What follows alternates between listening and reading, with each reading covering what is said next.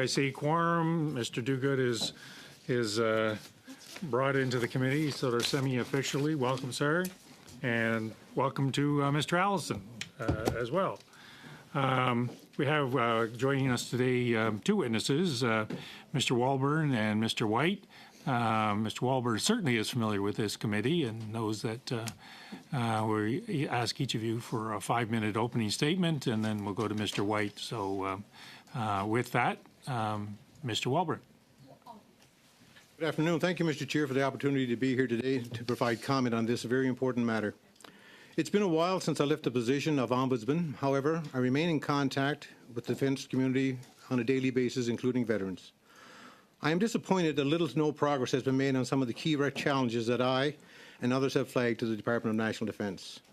My appearance today is as an individual, but let me be clear, the next hour I spend with you is not about myself, it's about the Ombudsman's office and who they represent. In 2021, this committee heard in great detail about the interference that members of the Ombudsman's office and I faced at both then the hands of the Minister and National Defence and senior departmental officials. As for the details, I encourage you to revisit the transcript.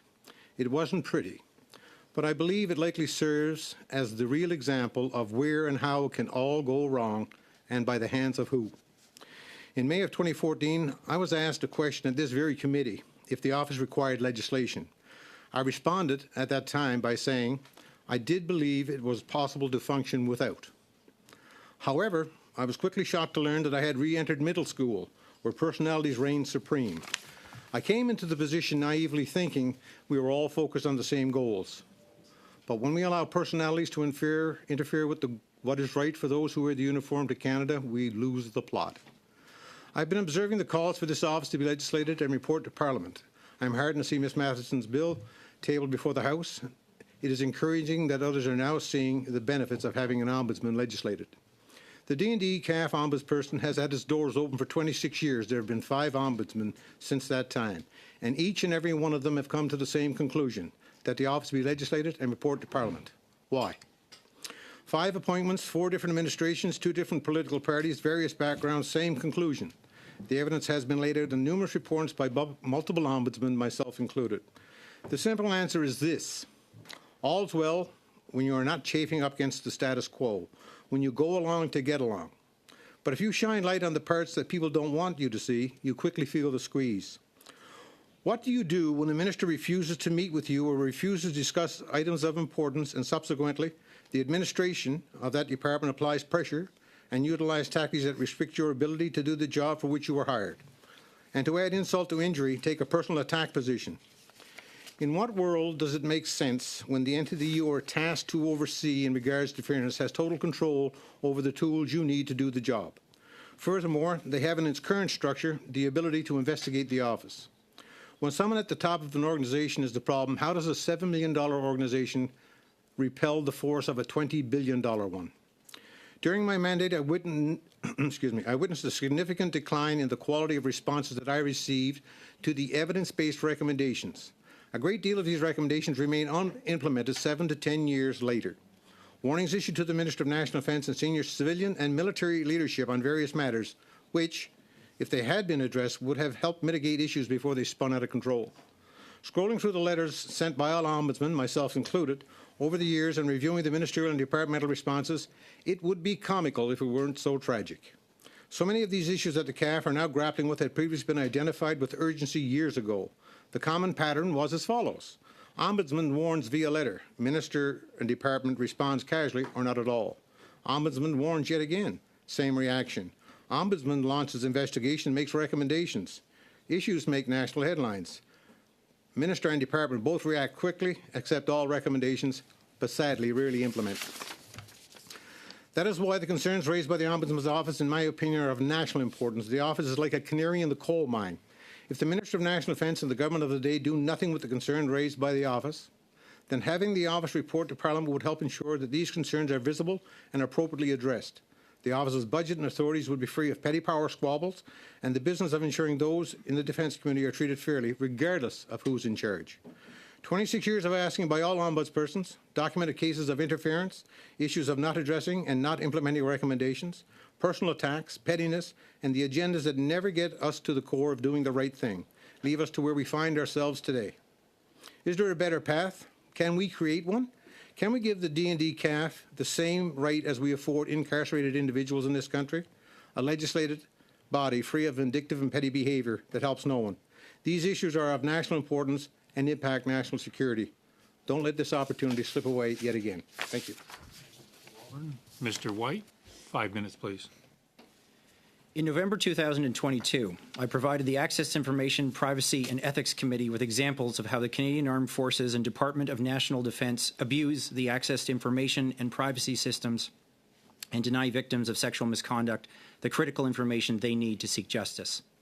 I became familiar with CAF-D&D abuses of the ATIP system and their reprisals against whistleblowers through fighting an ongoing 5.5-year battle for accountability against the Royal Canadian Navy's chain of command to see justice done against a serial sexual misconduct offender known as Officer X and the leadership who are covering up for him. For context, here it is. In 2018, instead of supporting victims and witnesses of Officer X's serial sexual misconduct, the chain of command of my former Naval Reserve unit, quote, interrogated victims and witnesses under caution with allegations of mutiny and treason, unquote. These threats of high-order criminal charges were made against those considering reporting Officer X in order to silence and intimidate them. In other words, mutiny and treason for reporting crimes and inappropriate behavior. When the military police found enough evidence to support a charge of sexual assault against Officer X in response to my complaint, the commanding officer decided the appropriate response was, quote, divisional interview and mentorship, unquote. There is no evidence that this substantively inappropriate decision has ever been questioned by anyone in the entire Royal Canadian Navy chain of command. In response to me raising concerns, the same commanding officer sent defamatory emails to the Naval Reserve headquarters to discredit my complaint against Officer X, questioning the timing and implying it was false or made in bad faith. The command team then leveraged personal relationships with Naval Reserve headquarters personnel to create the false narrative that victims and witnesses of Officer X's serial sexual misconduct were, quote, trying to influence a police investigation that was underway at that time by organizing a parallel justice system, unquote. The influence and parallel justice system referred to was the encouragement of others to report sexual assault and sexual harassment through the established system. I provided a summary of the sexual misconduct suspicions against Officer X and forced the Naval Reserve headquarters to conduct its own internal investigation, which confirmed, quote, all the individuals brought forth allegations that were bundled up with 14 years of multiple allegations and military police investigations against Officer X that had resulted in zero action, unquote. My founded harassment complaint of abuse of power against the unit coxswain who interrogated myself and others resulted in only minor private consequences while he was publicly celebrated. Commodore Pat Montgomery, Commander Naval Reserve and Camosun College professor, and Captain Navy Richard Jean, Naval Reserve Deputy Commander, then dismissed complaints against the commanding officer and then executive officer and staff officer, relying excessively on procedural technicalities and timelines, stating, quote, there exists no evidence that reprisals would have followed in the event of submitting harassment complaints against the CO and XO, unquote. It is genuinely concerning that Commodore Montgomery and Captain Navy Jean decided no evidence exists without even having conducted an investigation, while each had full knowledge of the defamatory emails. I raised my concerns about the Naval Reserve with Rear Admiral Christopher Robinson, Commander Maritime Forces Pacific, who in the face of all of the foregoing concluded, quote, you have been treated fairly, unquote. In October 2023, Vice Admiral Angus Topshee, Commander Royal Canadian Navy, was confronted at a public event by a concerned citizen and directly made aware of these issues. Despite his personal assurance and signature on the page promising to investigate, nearly 6 months later, there has not been one single update or follow-up meeting scheduled. It does not seem to concern the Navy that the commanding officer who made the mentorship decision is listed as an involved person on page 3 of the very same police report into which he acted as a charge-laying authority and failed to recuse himself. And Mr. Chair, I'll take this moment to state that I understand my previous request for extra time was rejected, but I wonder, in light of what I've said so far and with the preview that the worst is yet to come, I could have 2 more minutes to finish my remarks. Up to the committee. Agreed? Yes, sir. Yeah. All of the facts that I have provided are written in the CAF's own reports. Military police investigation into sexual assault, founded. Harassment investigation into abuse of power, founded. Privacy breach investigation, founded. Internal investigation into Officer X's 14-year history of sexual misconduct against multiple victims, founded. To the best of my knowledge, Officer X and all members of the chain of command are still serving in the Royal Canadian Navy, and not one has faced any disciplinary consequences for their actions.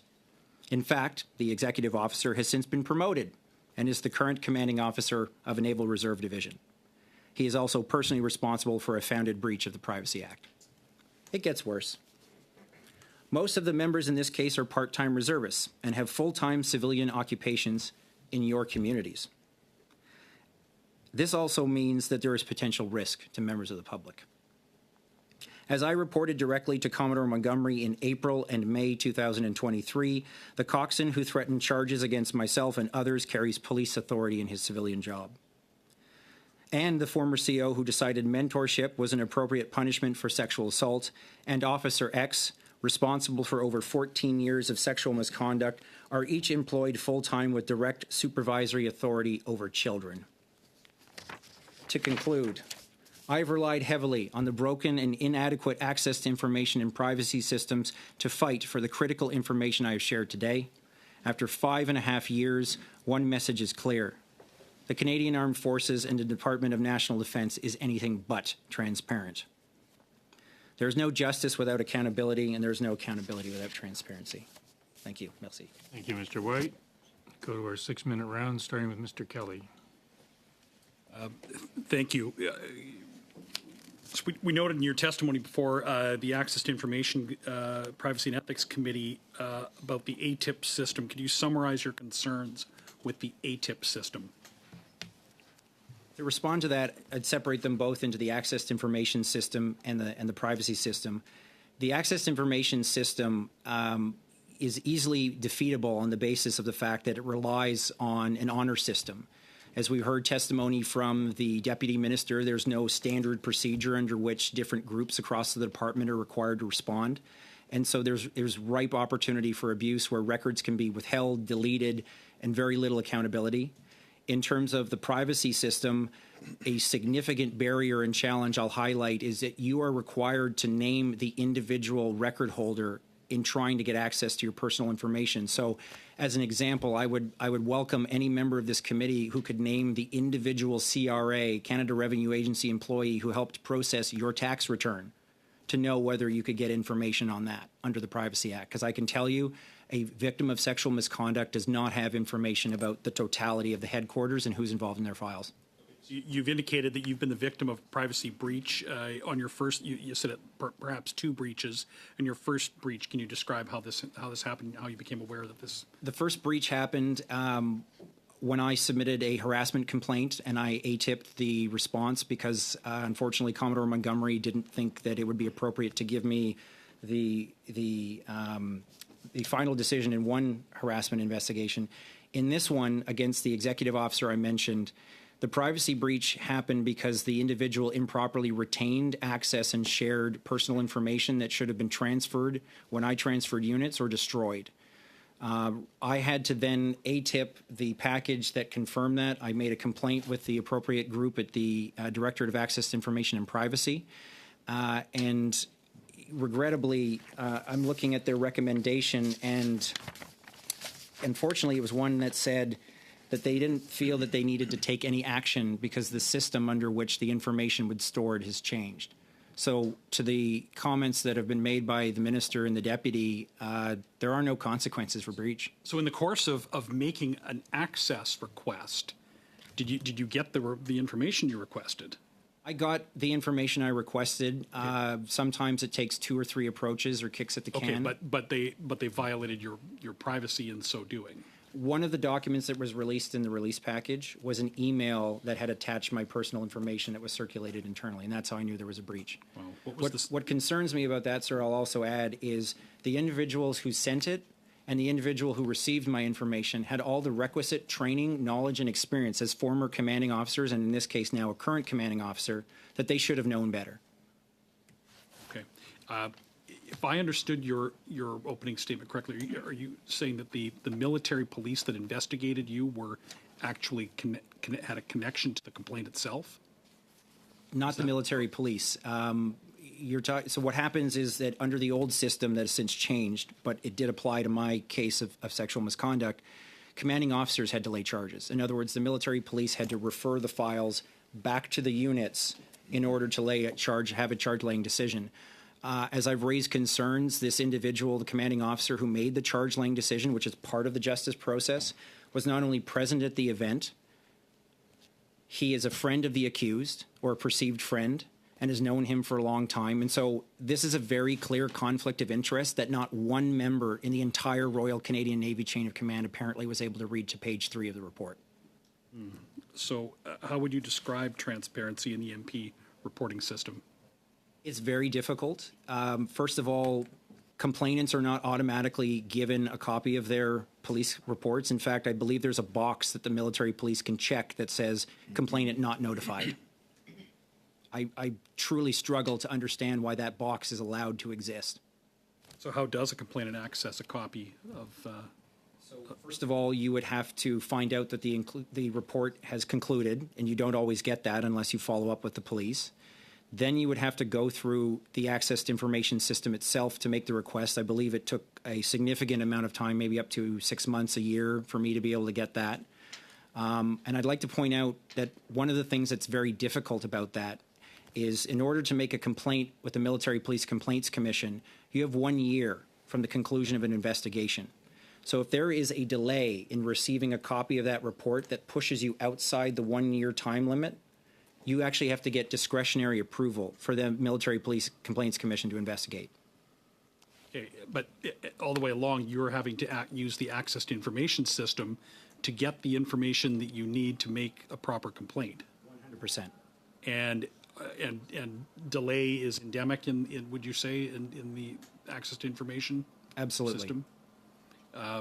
What kinds do you get feedback or reasons why they won't give you the information? Sometimes you do get an occasional response from the department saying that they're going to exceed the time limit. I know that an article came out recently saying that they weren't doing that. They started doing that. They've now stopped doing that again. I often follow up with them via email because I know that attempting to resolve the problem is a prerequisite of going to the Information Commissioner or Privacy Commissioner. But let me say that complaining to the Information and Privacy Commissioner is not an exception to getting the information. It is part of the process. You will not get your information unless you make a complaint. Ellie? Mr. Fisher, 6 minutes. Thank you very much, Mr. Chair. Gentlemen, thank you very much for being here. Naval Lieutenant White, thank you for being here and sharing your story. Thank you for your service, your continued service to your country. Mr. Walburn, Gary, nice to see you again. We've had many conversations over the last several years. I can't believe it's been 6 years that you've been gone from the position of Ombudsman. And I'm glad to hear that you are enjoying retirement in Prince Edward Island on your farm, cleaning up the damage from Fiona. So, Gary, you've had 6 years, and you touched on some of this perhaps in your opening 5 minutes, but upon reflection, I'm wondering if you could, and this is probably revisiting an awful lot of the things that you've said to this committee and said to individuals around the table in the past, but what tools or supports would have enabled you to better fulfill your duties in your time as an ombudsman? Again, I know you've touched on some of these individually, but I'd like to get these on the record. Well, The two areas of restriction that really bear down on the Ombudsman's office is the one of financial control and the other one is human resource control. It got to a point of, I call it was just ludicrous behavior. It got to a point where I wanted to travel as the Ombudsman, and I had to get approval to do that. And it would be things along the lines, okay, could you submit your claim, and could you make it do the factoring 4 places beyond the decimal point? It just got to be such a laborious process to go through to get anything done. We once wanted to staff a position, and we determined the attributes and the assets that person needed. And then when we sent it to the department for posting, because they have the authority, they changed what we had put on the bulletin. So it changed the type of individual that they were recruiting, not what we were recruiting. So it's just having those things just always in someone else's hands were really restrictive to the ombudsman doing his job. I remember meeting with you one time in Center Block, and as frustrated as you were very clearly very proud of some of the work that you were able to get done, things you were able to accomplish on behalf of individual members of the Canadian Armed Forces. Can you talk a little bit about some of the successes, some of the things that you were able to accomplish as ombudsman? Because, as frustrated as you were at the time, you had some major successes, and you were very proud of some of the work that was done. I think a lot of what the Ombudsman does goes unsung. We don't see everything. We handled, during my tenure, I was there for 4.5 years, we handled approximately 10,000 personal cases with 100% success rate of getting those people to where they wanted to be. I think that's the bread and butter of what an Ombudsman does day to day. I think we issued 14 reports in 4.5 years, and there were untold number of recommendations made. Though I'm disappointed they all haven't been implemented. There's been some work towards most of them. Retaining the member, which was something we were very proud of. They weren't going to release a member till all benefits and services were in place from all sources. Now I see that starting to slip. We're starting to release members again before having them prepared for what Civvy Street looks like. So I think we made some great strides while I was there. We raised some very good points about the reserve force. We did several reports on the reserve force that hadn't been done before and opened up access to some benefits for them. We met with the Rangers in the north, and something as simple as putting a report out in their language was so receptive for them. Valcartier, I'm very, very proud of the Valcartier report and the benefits that came out of that. So I think there was a lot that we accomplished, but I will go back to say that what we did on a day-to-day basis, the actual, I'll call it grunt work on the ground, when we were there face-to-face, on the bases, meeting people, listening to, the widows, I think it was tremendous work. But it's very, I used to enjoy getting out of Ottawa, let me tell you. I still enjoy it, I have to tell you. I enjoyed getting out of Ottawa and talking to the people because the Canadian Armed Forces, the men and women who make the Canadian Armed Forces, they're unsung heroes every day. These people get up and do their best. They come to work and they do the job that Canada asked them to do. And that's where the real truth laid. And I think that's where we made a lot of headway. We built a lot of trust with that community, and we really got some engagement. I'm not sure how much time I have. 1 minute. I'll just finish off, Gary, by saying that you were and made yourself available to us, not only as committee members, but as members of Parliament on a regular basis. And I can remember how flexible you were when we were trying to meet with you, and I wanted to thank you personally for that. I know we met several times, and I learned an awful lot from you, and I'm very thankful for the work that you did. Thank you. I think it's a part of the Ombudsman's role is to make sure he's educating the community, all communities, about what's going on and how, seek that help and input and assistance to help move the portfolio forward. Thank you. Thank you, Mr. Fisher. Madame Normandine, 6 minutes, s'il vous plaît. Merci.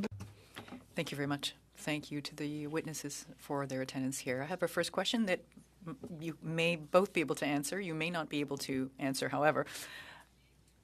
I'm hearing from military colleagues that access to cases or files for a military member is actually easy once you have the security clearance you need within Defense, the Department of Defense. But when you have access to a member's file, there is no way to track who had access to that file, nor any notes. So anyone can touch or have a look at it without the individual being aware. in the healthcare sector, if someone looks at our case file, then there is something in the case file that shows it. Is this something that sounds familiar to you? It's for me or you? Either of us, if you'd like. I think access, I'll give it to you. When it comes to a lot of the case in information, I appreciate the highlight of the struggle. One of them I can tell you related to the grievance file is exactly that. Is this one of the first steps when you file a grievance is that they give you a consent form that gives the department permission to access everything about you. They don't necessarily tell you who's accessing it, what the totality of things that they consider are. I understand that members could then ATIP, again, factor in. Anytime I say ATIP, remember there's a delay involved there. ATIP their grievance file to see what's in it, and that's what is supposed to be the totality of what's considered. So if something's missing from the grievance file, members would have an ability to say, well, no, I'm adding in additional documentation. But I will say that since the recent article about Officer X in the newspaper, I've been receiving anonymous harassing emails from someone who claims to be associated with National Defense Headquarters. And I've asked my chain of command to look in who may have accessed my personal email because it's coming to my personal email. And they don't even seem to be able to tell me who's been pulling up my file and what's accessed it. So I would certainly hope they'd be able to do that, because if there's a group of people you would expect to have accessed my folder, and then someone who very clearly I don't know and might not have any reason to have accessed it, but did, I'd say the military police owes them a visit. Merci beaucoup. Est-ce que je comprends que vous...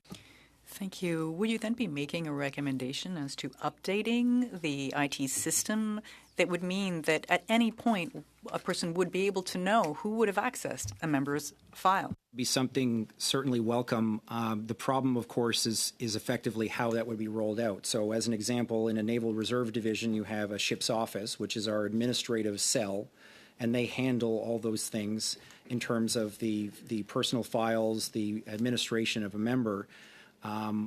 You could integrate perhaps some means of allowing members to access that information. I would just imagine the department would probably provide an excuse and say, we'll add it to our list of 100 to-dos, and by the time next century we've all forgotten about it, we'll take it off and no one will notice. Merci beaucoup. Thank you very much. There are a number of recommendations that were sent to us, Mr. White. Recommendations that you've made. I'd like to hear what you have to say. Perhaps you can tell us a bit more. For instance, the destruction of files when a person retires. Can you tell us what are we talking about specifically, and why do you consider this a recommendation to keep files for a longer period? Part of the concern is members can use retirement to escape justice. I believe there was a case in CFB Halifax where an officer was placed under a harassment investigation, resigned from the military, and started work as a civilian the next day, to which point the military threw up its hands and said, well, I guess the matter's closed, the member's released. Having access to information that allows us to dig into the files of people who have retired means that we're not in a situation where important decisions are made, members are then able to release from the forces, and their emails are destroyed or other documents. I was just very surprised that the problem, of course, again, is that the system relies on an honor system. So if I come up with a list of 5 names, and in the process of filing that request, they go to those 5 people and one is retired, they throw up their hands and say, well, the member's retired, we can't get the records. So you're telling me the day after retired, we have no backups, we have nothing saved, no one's able to be like, oh, wait, hang on, the IT team didn't actually delete their records, that's scheduled for next week. If there is records worth preserving, that should be an obligation of members before they're released, is to ensure that they're properly preserved, or we need appropriate backup systems in this case. And the things that in my mind, when I say that specifically, could be emails, other drafts and correspondence, because honestly, you can rely on what's on the page, but the real decisions are probably hidden in emails or correspondence. Merci beaucoup. Je sais que j'ai pas beaucoup de... Thank you very much. I know I don't have much time left, but maybe we'll get to it in the next round. But one of the recommendations you've made was to suspend the timeline for the the tabling of a complaint, including a grievance, if an access to information was done, and communicating that would be useful to the drafting of the complaints. I understand it may go to the next round of questions, but I'd like to hear about this timeline for complaints and when they would lapse. I'm sure you want to answer that in a fulsome way, and Ms. Normandy will have further time. Ms. Mattson, 6 minutes. I too want to thank both witnesses for appearing today, and Mr. White, certainly I want to acknowledge the strength that you bring to this study and all that you do, and I truly appreciate that. Mr. Walburn, your breadth of experience is something very important to this committee as well. So I'm grateful for that here today. Mr. White, you referenced often, of course, the story that came forward in the Ottawa Citizen about Officer X. The internal report from the Integrated Complaint and Conflict Management Team found, and again you referenced this as well, that they had bundled the information and all those allegations up. It was over 14 years of multiple allegations. But no action, despite all of that, no action had been taken. And it wasn't until that was leaked, all that information was leaked to the media, that we knew about that. You also talked about that connection between transparency and accountability. So can you elaborate a bit more on that, but also the recommendations that you specifically have to ensure justice throughout all of this for survivors? Well, first of all, I'd like to thank you as well for even raising and proposing the study. I was glad to see that someone had picked up the torch at the National Defense Committee, because certainly there's been a lot to talk about in this study for it. Recommendations, I mean, I certainly don't wish to hold myself out as more of an expert or holding more value than I can, but I will say that my experience, as you've seen from my remarks, has been very broad. I've touched on a lot of different offices. I've run into a lot of different barriers, and I've basically been fighting as long as it took the entirety of the Second World War. So, it's, well, the comparison isn't a flattering one for our current forces. But I would say that in terms of transparency, I mean, fundamentally, this comes down to accountability. I believe that while we can take some of the expertise that Mr. Walburn has and implement recommendations, and will continue to evolve and do that over time, at a fundamental level, I think the military has a lot of what it needs to solve its problems. The one thing it doesn't have is accountability of senior leadership. Senior leadership, Internal will. and that's where the accountability would come from. Yeah. Is we have codes of ethics where when you don't respect the dignity of all persons, you can be released. I struggled to try to find the name of a single senior member of the forces who has been held accountable for anything other than their own personal conduct. In other words, has anyone been relieved of command for the 2,000 sexual assaults that occurred in the last year or the year before that? We're still dealing with these problems 8 years after Operation Honor. And as I told people, when you look at the facts, I don't believe the issues that may have happened regarding General Vance happened because he was acting alone. There was a group of people who may have been signing travel claims. There may have been people who knew about it. As I said, people, you want to change the culture? You change the culture by making people more afraid of doing wrong than doing right. That's the current state of affairs. Mr. White, so in the beginning of this study, Deputy Minister Bill Matthews came before the committee, and he stated that one of the biggest problems that we had in terms of the ATIP system was, and that timing of it and releasing of information was because the records weren't digital, and that they were working on that. But you've suggested that with even the deletion of an email when someone retires or a change within that system, that there are quite a lot of things lost. Should we be concerned about that with that movement towards a digitization? The digitization may help, I think, speed up parts of the requests. And if you're able to digitize and store records so that individuals no longer need to provide them themselves. I mean, again, the process is you make a request. It goes to the corporate secretary and the ATIP team. they figure out where it needs to go, they blast it out, and then individual record holders are supposed to search their emails and provide search terms. I know because I've included my name in one of my own requests to see how that process would unravel. And I tell you, they ask for what search terms did you enter. So, for example, when you're looking for, I don't know, as a public example, Mark Norman, but you've never used Mark Norman's name in an email, Mark Norman's emails or emails related to Mark Norman are not going to come up in that response. So one possible solution to part of the problem is that if the department tracks what terms are searched, who is solicited for a response, could we not make that available to requesters to provide their own degree of accountability and oversight? Because the documents that I've requested in my case and the cases of the related issues you've heard today, all of those things I requested as a double check. I requested a copy of the police report to see who was interviewed as a witness.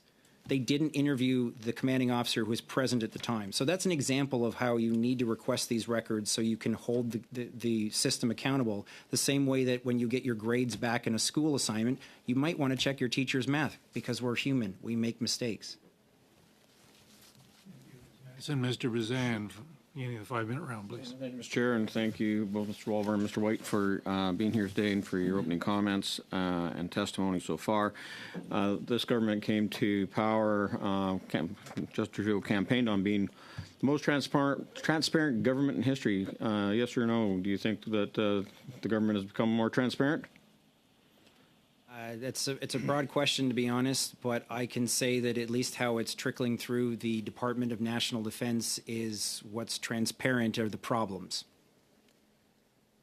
I would have to ask, as compared to what? Compared to, well, they said it was going to get better. Has it got better or got worse? Well, I can only speak from a personal perspective. I would absolutely say it's gotten worse. Okay. I went through a process at the end of my career that wasn't pretty, and I referenced it in my opening comments. And I suggest you go back and look at the transcript. There were about 8 or 10 people involved in that whole, I got to be careful here, I'm too old to be sued. There were 8 or 10 people involved in that situation that, without an exception to the person, every one of them was promoted. No one was ever challenged on the actions that they took and the part that they played in this scenario, and everyone, without exception, was promoted. Mr. Walborn, in your opening comments, you talked about a common pattern. You had 5 things listed as a common pattern, multiple ombudsmen. When we look at the situation with the former Chief of Defense Staff, John Vance, and you took that to Minister Sagen at the time, did that follow the same pattern as what you'd experienced and your predecessor experienced up to that point in time? It got worse. As an ombudsman, part of your role is to advise the minister and seek guidance on files that cannot be solved at the lower level. And you've got to go to the minister with issues that are, sadly, a few of them end of life. But if you can't get into the minister, if you get shut down, the doors are closed, and someone on staff can refuse the ombudsman a meeting with the minister, and it happened consistently after that episode. So it not only did the pattern stay the way it was, lather, rinse, repeat, which I witnessed for 4.5 years, it got progressively worse after that. So, Mr. Walborn, when currently, where this current system works is the Deputy Minister, the Defense Ombudsman, and the Judge Advocate General report directly to the Minister, that they are order and council appointments.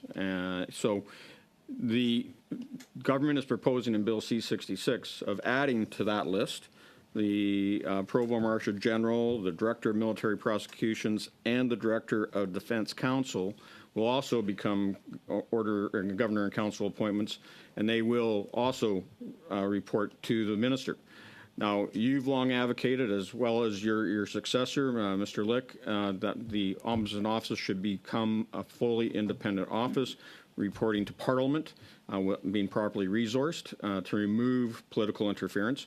Do you believe that having more people report to the minister circumvents, as Mr. White laid out, the chain of command covering up for each other and no accountability, or does it open the door for more political interference? In my opinion, it absolutely opens the door for more interference. If we put them in the same position, and you say on paper who reports to the minister, I had to go hat in hand to the deputy minister in order to get money, in order to get authority to do staffing. So if we put them into the same situation, I don't know how, in what world you think you're increasing transparency if you start bringing everyone into the house and putting them under the same set of rules.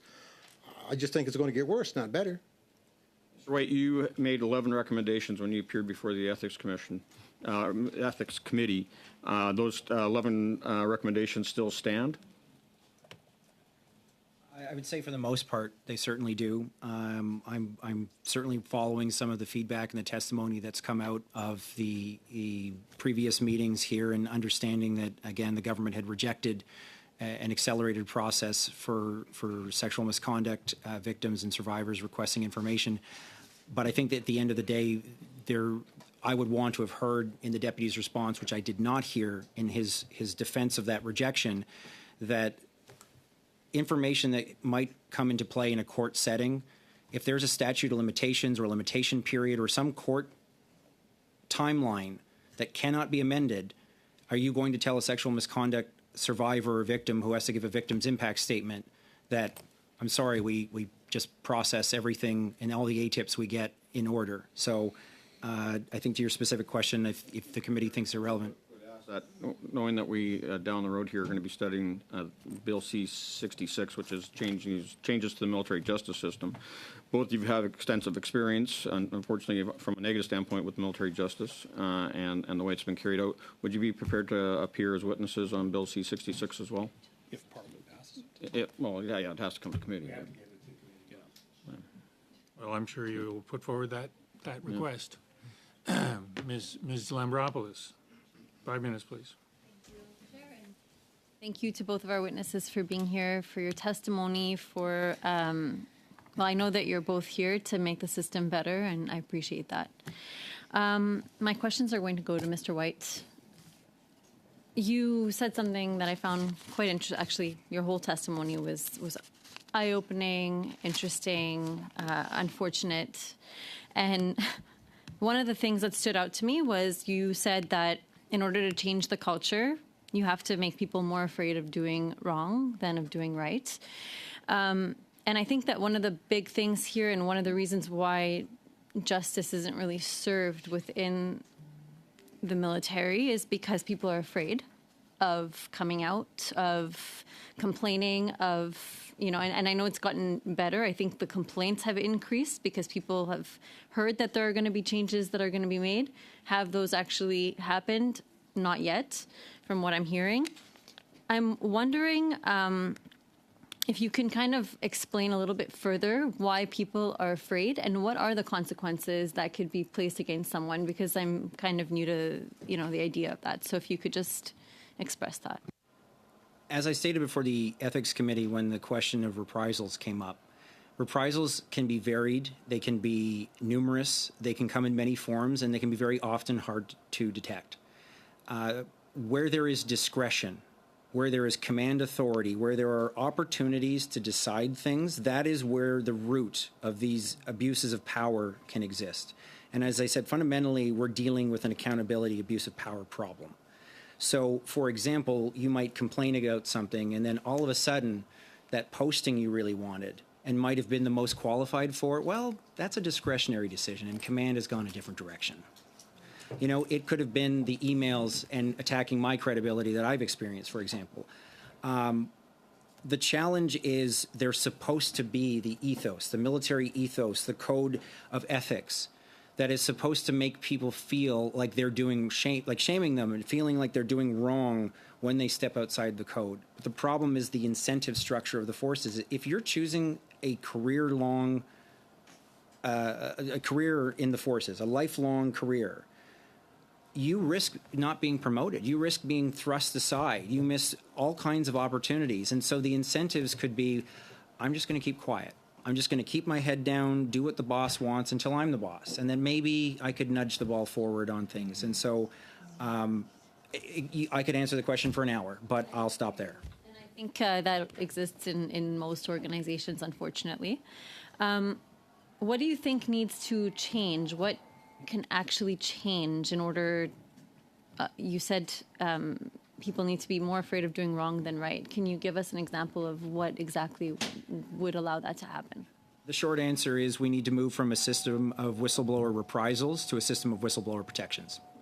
I would like to highlight on the record, when I said I've been fighting this for 5.5 years, for those who might take issue with the manner in which I've communicated certain information today, I'd like to know why at any point in the last 5.5 years this couldn't have been dealt with by all the command authority that exists within the Royal Canadian Navy. So part of it would be to encourage people in a similar position to feel as though there is trust and confidence that issues will be looked at or solved. They could be brought in and explain things.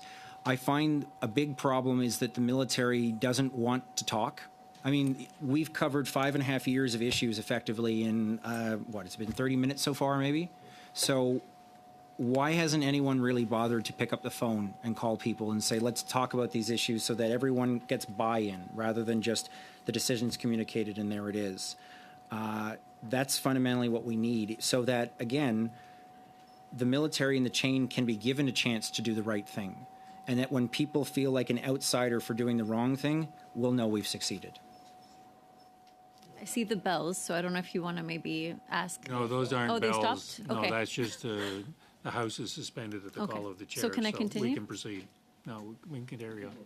Okay. Yeah, So, 30 seconds. Okay. So I guess the last thing I would just want to say is I think it's crazy that Officer X has been promoted after 14 years of history with sexual misconduct. I don't know who that is, obviously, but when things like this happen, what do you think that says about the culture? Too much to answer in 30 seconds.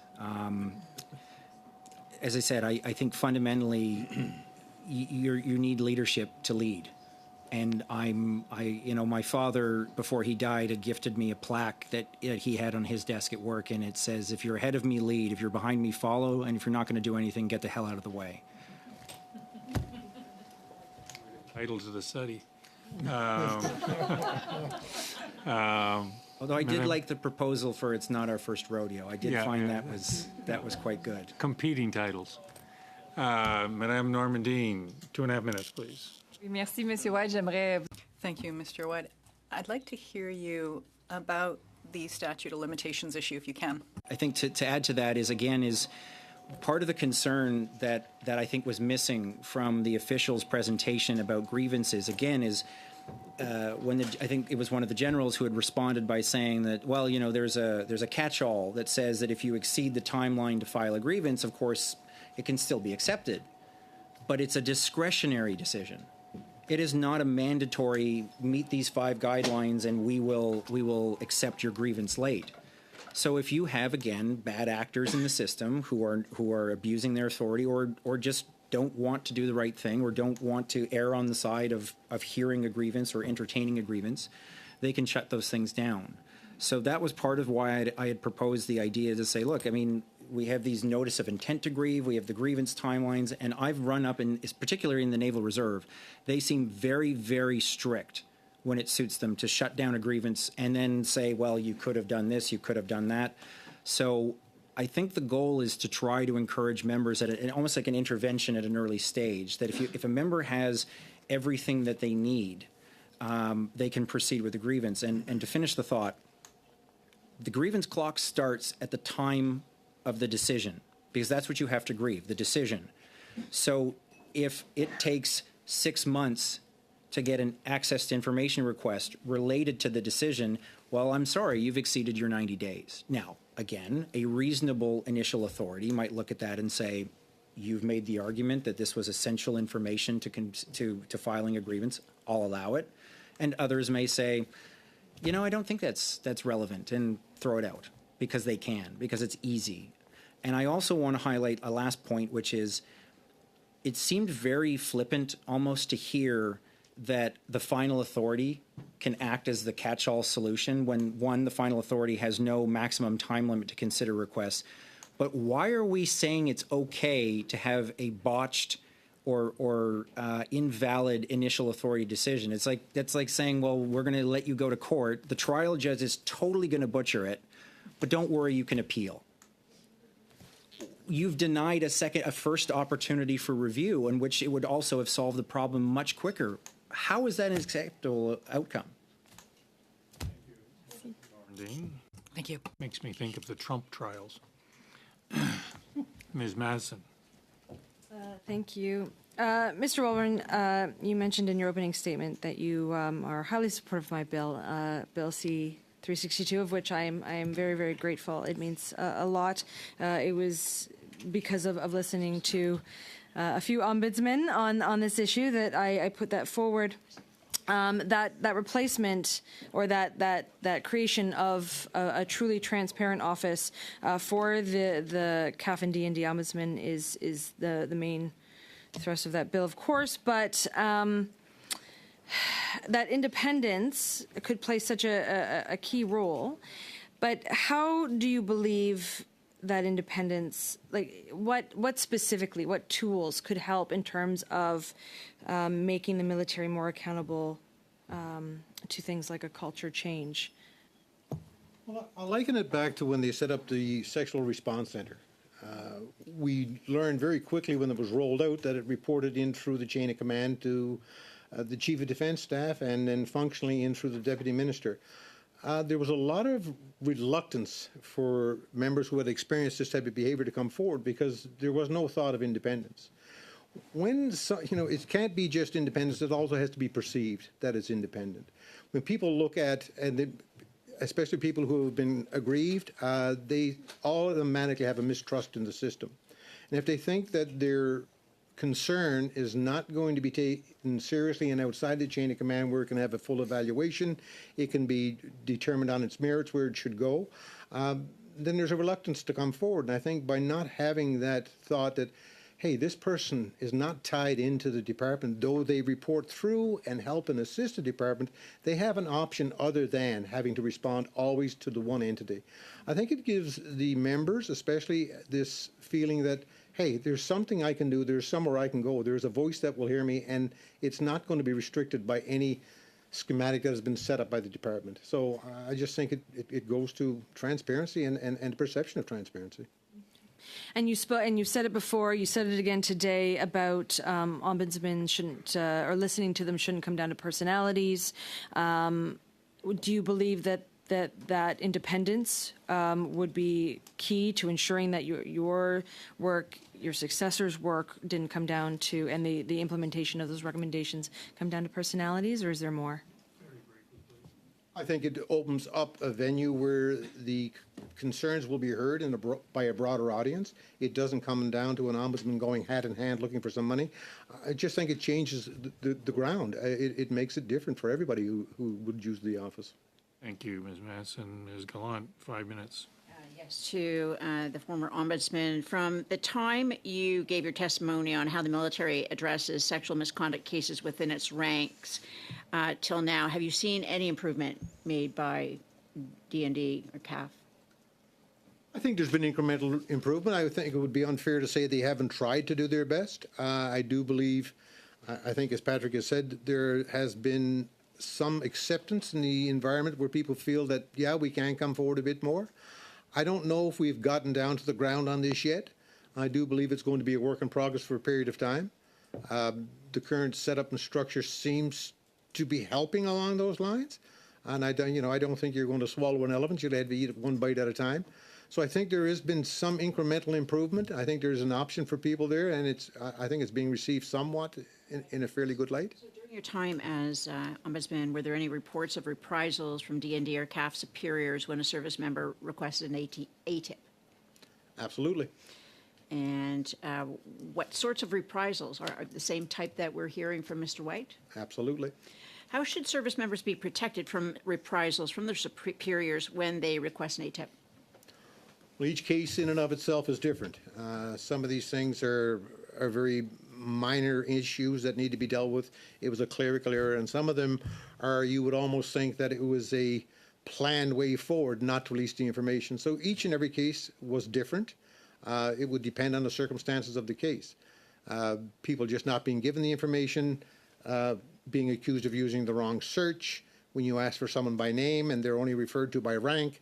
So those are the types of things. The Ombudsman did have the opportunity to squeeze some of that information out of the department to help the constituent move forward. So ATIP seems to be a very inefficient way of, for a person to obtain the information they need. Are other areas in the public service required to go through the same process to find the documents they need for their cases, as they may be? Once an ATIP request comes in, anyone who's mentioned on that has to be engaged. The writer of some of this information also has the privilege to say, no, I don't want it released. A process aside from ATIPs, because this is obviously broken, where an employee can or a service member can obtain the documents they need without going through that system. Is there another way to do it? Well, it depends which documents they're looking for. If they're looking for access to the personnel record, that's fairly easily done. But it would depend on what documents they were searching for. In terms of legal records, for example, copies of reports of testimonies when somebody is originally making a report after a sexual assault. Is that something that they have to ATIP? Should they just be able to get it? Do they need to retain a lawyer to obtain the documents? Yes to all of the above. Again, not to be flip, but it does depend. If it's something that has to do with the member's personnel file, it will be on their file, should be on their file. If it is something to do with an acquisition of inappropriate behavior or sexual misconduct, whatever that may be, that may not be captured on a personnel file, and it would end up being an ATIP request. There's not many other ways to get access to that information. So there, at one point along the way, there was a duty to report any sexual assaults. And here the individual did report, yet was in trouble for doing that. Is there another way to ensure, aside from going outside the military, that instances such as this can be addressed in a proper and timely manner? Look, I think it comes back to what Patrick has already said. We need to talk about accountability. And if we keep rewarding poor behavior, we're going to get the poor behavior. So I think, this is an accountability issue. I would say, you ask me, in my jaded old age, I would say it all should be outside of the military chain of command, these types of things. That's not going to happen. So what is another option for us? The Ombudsman, even when the Sexual Response Center was set up, we still continue to deal with inappropriate sexual behavior complaints. So it depends, this duty to report, I think we need to allow the victims to determine what their self-actualization looks like. What do I want to do and how do I want to do it? It shouldn't be someone else reporting in on you. So there's a lot in that. So Were there other reprisals, such as Mr. White has experienced in obtaining the access to information reports? absolutely. So this is business as usual. Absolutely. So we should be entitling this not their first rodeo, Mr. Chairman. We'll take that under advisement. Mr. Collins, 5 minutes. Sorry. Thanks, Mr. Chairman, and welcome to both the witnesses. Terrific testimony. Mr. Walburn, I've been in public life for many, many years, and I have found that when you deal with problem areas of an organization, sometimes it takes someone such as yourself to shine the light on a problem, to try to raise awareness and create healthy tension to implement change. And I have found that over the years where there's pushback, sometimes it requires policy changes, as you've suggested and highlighted here today, as has Mr. White. Sometimes it requires a change in personnel in terms of leadership that just doesn't want to buy in.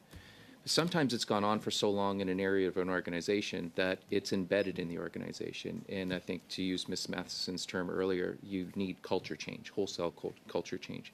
So you've been at this for a number of years. Most would point to you and say that you're an expert in this field. When you've implemented the policy changes and you've changed leadership, or you've done both, and you still haven't found that change, what are the next steps? I think we've talked around it a little bit here today. It's got to be developing a system where we reward proper behavior and we punish inappropriate behavior. When I talked about my own personal case, there were 8 or 10 people involved in that scenario. Every one of them got promoted. So what do you think their underlings now look at as the proper way to get moved ahead in the organization? He talks about inside the military chain of command that, discretionary, didn't get the posting. And then he sees how that, his colleague sees how that works. When he gets in a chance to be in a place of command or obtain something for their benefit, they're going to use the same behavior. It's, we all talk about culture change and we're going to change the culture. We go on ad nauseum about it. But what do? We don't go after what's causing the culture to be broken, which is the behavior of individuals in the culture. So unless we want to weed those people out and start rewarding proper behavior and punishing bad behavior, then we can talk about culture till the cows come home, but it's not going to change. Thank you for that. And we've seen that culture change happen in other areas. I'll point to the entertainment industry as a great example. Amateur sports, I think we've made strides here in Canada in terms of encouraging people to report. And Mr. White, you talked about encouraging people to report and the reprisals that came with trying to seek out more information, right? The more information we have when there's an investigation, the better opportunity we have to pass judgment on those who have done something wrong. Can you talk about the importance of having a system in place that allows people and encourages people actually to proactively report wrongdoing when they see it? I mean, I think the basics of the system exist. Really what the system, I would say, that needs to be fixed is the people system, the people version of that system, which is making sure that when you come and report to someone that they're willing to take it. I mean, look, my interpretation of a lot of the obligations of superior officers is that if a subordinate came to me and had reported wrongdoing and I reported to my boss and I was not satisfied that my boss was going to do the proper thing, I actually would have an obligation, not an option, not a chance, but an obligation to take that further. In my particular case, I'm the most junior member, the person who is victimized in this sort of situation, and I've had to fight every step of the way when I know that is, as I've given you the names of all the commanding officers and superior officers who have knowledge of this. Why is it being driven by those individuals? So in terms of a system, what is severely lacking is effectively an internal champion or people who wouldn't be punished for saying, I respectfully disagree with the boss's opinion, I need to go talk to their boss. It's seen inherently as insubordination. Can I just add to that? Absolutely, You asked why Hollywood and athletics, how it's changed. It's changed because the public spotlight got shown on it. That's why it's changed. It's not changed because we allowed an internal unit inside either one of those entities to report upon itself. That's not how it changed. It changed because the public became outraged about the behavior. And that's how it changed. And why did it become outraged? Because it became public knowledge. It got put above the tabletop and said, here it is in its ugly truth. Let's deal with it. Sure. 30 seconds. Well, hard for me to ask a question and get an answer in 30 seconds, but I'll reiterate my opening comments. You've given terrific testimony here today, and I agree with Mr. Bazan in terms of having you back when the legislation is back here. You've provided a lot of information for us to think about, and I appreciate the fact that you've taken time out of your day to do so. That completes our second round. Colleagues, I propose we go to a third round. We have the room for 2 more hours ultimately. So, yeah. The bells aren't ringing, so we're not worried about that for the time being. We'll commence the next 5-minute round with Mr. Bazan, and I just say the Conservatives, I need a person for the final question. Mr. Kelly? Okay, and the the Liberals, Ms. Lalonde. Okay, thank you, Mr. Bazan. Thank you. So, we're talking about culture, we're talking about cover-up, and one witness on the study already said that there's a culture of over-classification at National Defense, so that they don't have to release it. They can hide it behind secret and top secret. And we've already mentioned the use of code names, like when Admiral Norman was described or referred to as the Kraken, although some may say that that is the common code name used for the commander of the Royal Canadian Navy. But regardless, it does, and then on top of that, as you've experienced, Mr. White and Mr. Walborn, that they then rag the puck when it comes down to slowly trickling out information under ATIPs and even requests for papers coming from committee. They take their sweet time about it. So what can we do to change that culture and provide the checks and balances to ensure that there is accountability in leadership of both the Canadian Armed Forces side and the department side to ensure that access to information is released in a timely manner. How do we fix this? You guys have both been on the inside. Look, not to repeat myself, but let me repeat myself. We're talking about people who have been put in positions of authority. There are guidelines on what they're supposed to do. They're well written. When I first joined the public service after a long stint in the private sector, should have stayed there. But when I came into the public sector, what I was given was a binder about this sick, and it didn't tell me just about how I should behave. It told me how I should dress, what I should do with my family. It was like a binder of about 200 pages of how an executive should present themselves. And in that, we talked about ethics and being accountable, understanding the law, doing the right thing. And it was an ethos. I said, well, what a place. Let's rock and roll here. But it's funny, the higher you get up the ladder, the thinner the ear gets. I'm sure that's what happens. And the blood rushes to their heads or their egos. But we have a system in place. We don't need to reinvent the wheel here. We have the Public Service Disclosure Act if someone wants to blow the whistle on something, but we see that as system abused. We have an ATIP process that is supposed to follow a step-by-step logical format in order to release information. It's not followed. It's circumvented by people in the system. So how do we change the culture? I'll go back to it again. We've got to start rewarding proper behavior and punishing bad behavior. Why do we promote people when they do the wrong thing? And others who come forward and offer themselves up to say, listen, guys, this is what's going around. Can we get a little help here? Those people are turned upon. You absolutely have a fundamental flaw here, but it's not with your policies. Your policies need updating. Sure, they do. And you need to adjust a few and add a few things to it and bring in a few more nuances and codicils on there. But what we have to get at is the behavior of the people who are currently sitting in the seats. You know, I read the transcripts of about Mr. Matthews when he was here, and he was asked a question about the Ombudsman. Oh, we have no control over the Ombudsman's office. And then in the next statement, well, we're thinking about loosening up some of the controls. Those two comments don't make sense. How is it you have no control, but you're going to loosen the controls? So it's one or the other. So we don't challenge people when they do things that are inappropriate and use and manipulate the rules and regulations in place to suit their needs.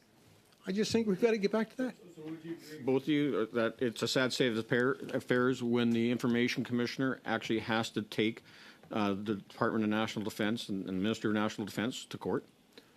Absolutely. And it was a sad state of affairs when I had to challenge the minister publicly to get information on the transition process of the Canadian Armed Forces. So here we go yet again. So it's not like, oh, this just happened yesterday. This is pattern behavior. And if we allow it to continue, we'll be having this conversation. Patrick will be my age when we come back the next time. God bless you. So I like your hair, but took me an hour. But if we don't go after the people who are in position and challenge them to do the right thing, teach them how to do the right thing, and reward them for doing the right thing, everyone at D&D in the executive cadre is getting a bonus this year. I guarantee you. I'll let you get in on this, but you know there is an ethos, right? There is the Code of Service Discipline. There are the KR and O's now, but you know they're supposed to describe how our leadership within the Canadian Armed Forces is supposed to act. And yet the ones at the top are the ones in your experience, and others are they're the ones that are ignoring it. Let me quote from the privacy breach report that I received from the department that said what they were basically in mitigation. 25. Very briefly, because Mr.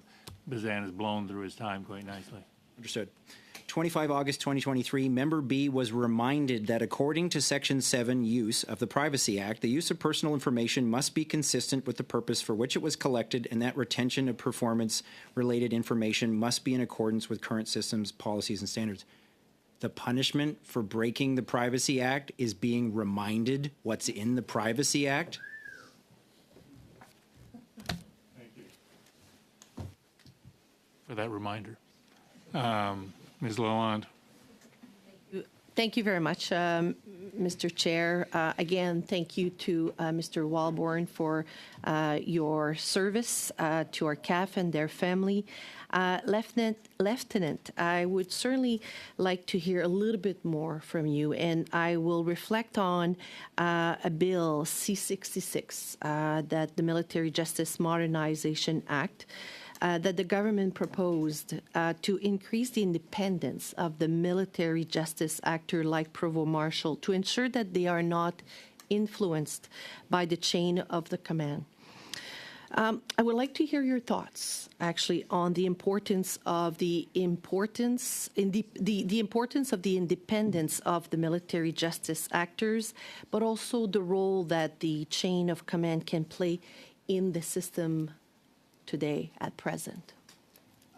Well, thank you for the question. First, I would say that I haven't actually brushed up too much on the military justice system itself. As you heard, that mentorship was the response from the recommendation by the military police for charges. So I haven't actually gotten to the trial phase. I would just say that, I mean, in my corporate law practice, we deal with issues of fiduciary duties of directors, and that there are stockholders who can appoint directors to the board of a company, but that the director themselves, regardless of their affiliation with the stockholder, must act in the best interest of the corporation. So the appointment process itself doesn't necessarily mean that an individual is in a conflict of interest if there is a very strict code of ethics and there is enforcement of that code. A breach of fiduciary duties is a cause of action in court of law. So a director that breaches those duties can be personally liable for individual breaches. And so that means that if they're acting inappropriately, they can be held accountable by other stockholders, or they can be held accountable by other actors who have been harmed. The same principle can apply here. So I will say that I did read with interest an assessment of Bill C-66 by someone in the profession, much more expertise than me, Rory Fowler, a well-known name, I believe. And I think to his point is that I'm not sure that changing the appointment process is truly going to fix issues of independence when you could in fact empower someone either with positive reinforcement or the negative reinforcement that comes by clearly laying out ethical issues. In other words, if they had received pressure from, let's say, the Chief of Defense Staff to act inappropriately, if they had a reporting mechanism themselves, an ethical obligation to resist that sort of pressure, they could be supported, and there would be no need to change that appointment process. But again, I will qualify that I have not brushed up too much on that aspect of the military justice system. Thank you. Thank you for that answer. Actually, I really appreciate. We might have brushed up a little bit that questions, but I certainly would like to know that, as I said, thank you for your service, and I know you're still in the forces. How has your experience with the Canadian Armed Forces grievance system affected your ability, or I would say your willingness to continue to serve? Have you spoken to individuals in a similar situation as yours? The grievance system is presently almost the bane of my existence. It is a source of aggravation, frustration. I mean, the problem is that you require members. So I'll say two things. First of all, I'll back by saying you need to put yourself in the perspective of the most vulnerable kind of person. Respectfully, that's actually not me. I'm an attorney. I have some legal knowledge. I'm not the most vulnerable kind of person. The most vulnerable kind of person may be the 16-year-old who gets parental consent to join. They may be the person who is so affected by aggravated sexual trauma that they can't even put their hand on the doorknob to get into work, or may vomit when putting on their uniform. Just as an example. If you design a system in mind so that individuals like that can navigate it, rather than requiring us to be a Rory Fowler or Michelle Drapeau, you will succeed in having a system that works for everyone. The grievance system as it stands requires individuals like myself and others to spend our limited part-time, our free time, to fight a system that is paid and employed full-time to fight back. That's the challenge I have. I am not an expert on military regulation, military law, et cetera, but they have access to all of those resources. They also have access to legal advice on those issues. Members don't. So the grievance system, and what annoys me more than anything, is that senior members who have never been affected in the way that some of us have flippantly just say, if you don't like it, grieve it, knowing full well that they've never had to go through those processes, or maybe they did in a minor way and had success. So all of these issues, again, if I could leave the committee with one final point to think about is, if you really want to get the culture change, you really want to solve these issues, you need to look at every single aspect of the system and understand how it feeds back in. Everything from the honors and recognition system, everything from the promotion system, the grievance system, the military police system, all of it. But all of it with a central view of what would the effect be on these sorts of things that we get to. Unfortunately, we're going to have to leave it there, colleagues. As you can see, the bells are ringing. They're 15-minute bells. Only with your permission can I squeeze out another 5 or 10 minutes. Do you want to do that? Yeah, we're just upstairs, so. Yeah. Run up and vote. Okay, so we'll give it another 10 minutes. Just to be fair, I guess we're going to have to go 2 minutes, 2 minutes, 2 minutes, and 2 minutes. Okay? There we go. Yeah, Yeah. it works. We can all get up there. Okay, Ms. Normandin, 2 minutes. Merci. Peut-être. Thank you very much. A question for you, Mr. Walburn. You mentioned that it's only when the ombudsman issues recommendations that the media is shedding light on things that this moves forward. One of the recommendations is the ombudsman reporting directly to the House rather than to the minister. And what would your expectation be as to the role of members, specifically opposition members, if the ombudsman could report to the House rather than to the minister? What would be the role of opposition members in that context? Well, as for the construct of how it would work, I mean, the ombudsman is still going to report through the minister. The work that's done inside the CAF would have to come through that chain. If there is no response, where does it go from there? The corrections ombudsman right now reports through the minister. He goes to the commissioner. If there's no action, he goes to the minister. And if not, it goes from there to the House. It gets tabled, and there's light shone on it. How we want to do that at the end of the day, is it a committee? Is it taken to the House? I mean, I think those are details that need to be determined on the best way forward. There are several options. If we look at the 5 Eyes, they have various applications of this. So I think there are ways of doing it, but I think it would remain on what's the capacity and where should it go. That's how I'd like to see it reviewed. I still have a little bit of time. Mr. White, on the recommendations for disciplinary and administrative sanctions for people who don't create files or destroy files, wouldn't there be a risk for people that are lower on this? It is a good question in the sense of there's always an opportunity, as I was saying, when you have issues for discretion where abuse can arise.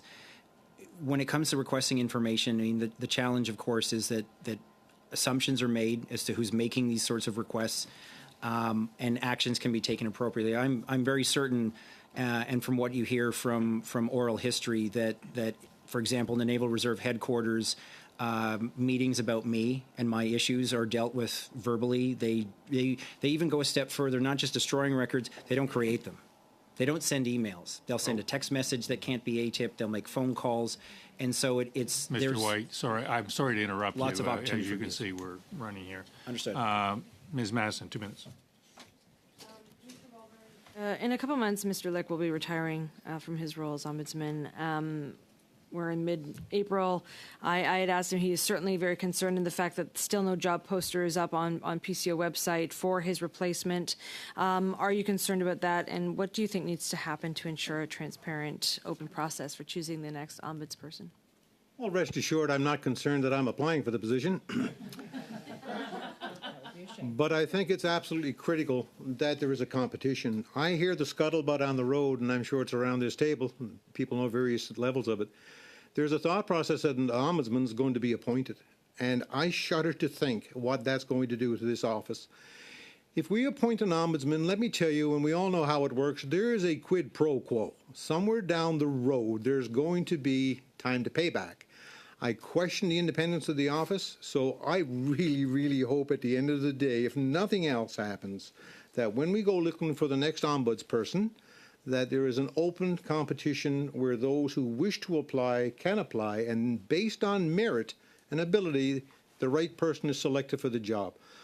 So I really, really hope, and you talk about transparency, appointing an ombudsman, I think, goes contrary to any definition that you will find of transparency. We haven't started that process yet. How long did it take for the process in which we saw Mr. Lick take that role? How long did that take? No idea. Mr. Lick came in as an intern, I think, for 6 or 8 months, and then there was a competition open to which he applied. I have no idea what it took. For me, from the time I applied to the time I got through, we were almost 6 weeks. I think 6 or 8 weeks. There was psychological testing. There was 9 people on the panel from the Prime Minister's office, from the Minister's office. PCO was in the room. So there was a broad base of people in the room who were coming at it from a different perspective. So anyway, I knocked the table. I hope we don't. And did you have time to transition? Yes. Okay. Only 2 minutes, please. Walburn, in response to Mr. Bazan's question, you were quite emphatic that culture change that's talked about all the time is really just a matter of leadership and accountability on the part of individuals, and that it's individuals that let the system down with bad behavior and the tolerance of bad behavior. If we have this, the government has been in office for 9 years now, almost, and had promised improvement on openness and transparency.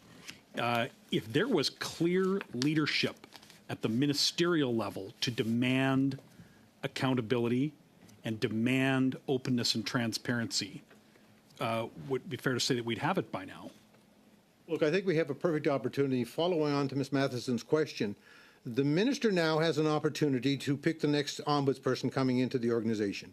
And if we're going to go out and just pick someone off a list or find someone we think is qualified and put them in there, it goes back to leading by example. The proper behavior should be rewarded. And if we continue to allow behavior that is not at the level that we expect, as a taxpayer, as I expect from this group in Parliament, then we need to challenge that. Mr. White, do you see any evidence that there has been a demand from the minister to insist on improvements to openness and transparency? The evidence has borne out in the actual day-to-day life in the department. I think I'd be able to comment more so on just the effect. I mean, look, I empathize, to be honest, with everyone around this table in a sense of I don't think there's a single person, even outside of the table, but in the entire room, that would want sexual misconduct in the military, that would want a dysfunctional military. So I appreciate that the challenge might surpass one government to the next as you're trying to take your ministerial orders and filter them down. I just know that regardless of effort, I don't think it's working. Right. I mean, nobody has ever.